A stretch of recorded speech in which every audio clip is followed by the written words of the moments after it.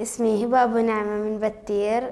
أنا راح أحكي قصتي مع الاحتلال يوم كان عمري 6 سنين سنة 2006.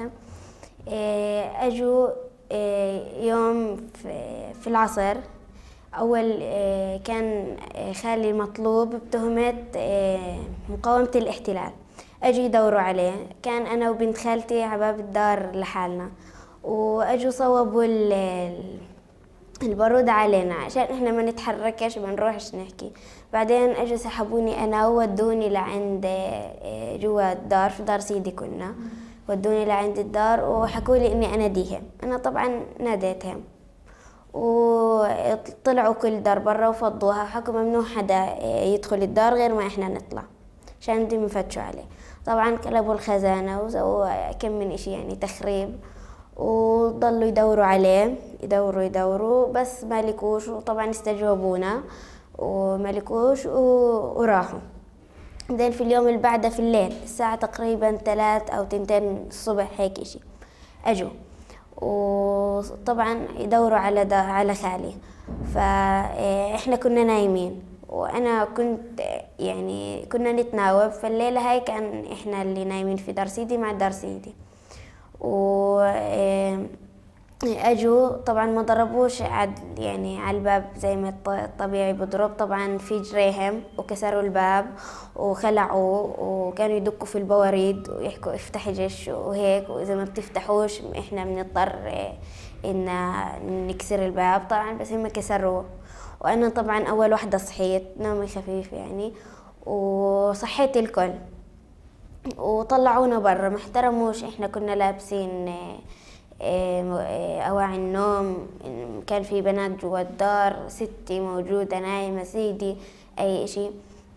ما احترموناش، طلعونا برا في أواعي النوم. حتى كان ابن خالتي نايم الصغير كان هو عمره 9 سنين، وقعدونا برا وضلوا يستجيبونا.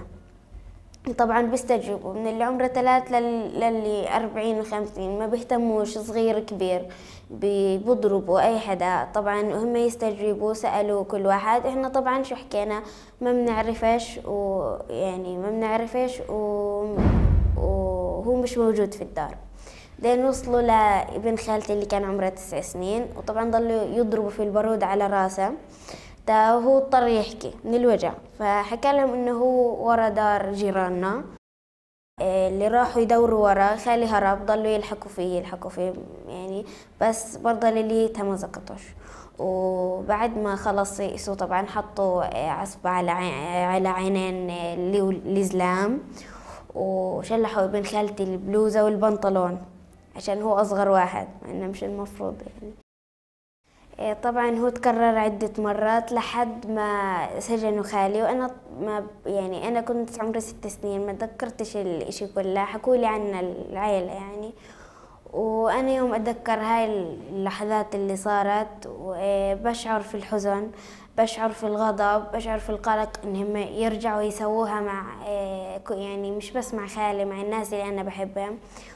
وبتمنى يعني وبحتاج أنا إن للأمان، لأن الحرية بحتاج لأنهم يحترمونا زي ما هم ما احترموناش يوم دخلوا على الدار بقوة. وبتمنى وبناشد كل الناس والمؤسسات إنهم يساعدونا، يطلعوا في وجهنا على الأقل، مش بس في إنهم يسووا إشي، على الأقل في المشاعر يتفهموا مشاعرنا. وطبعا بتمنى من الفلسطينيين، الناس الفلسطينية، انهم كمان يحكوا قصصهم عشان الناس تعرف قديش احنا بنعاني، وان قديش احنا بنتألم في انه يوم نتذكر هاي الاشياء. وحتى في ناس كمان بتصير معهم لحد هالحين هاي الاشياء.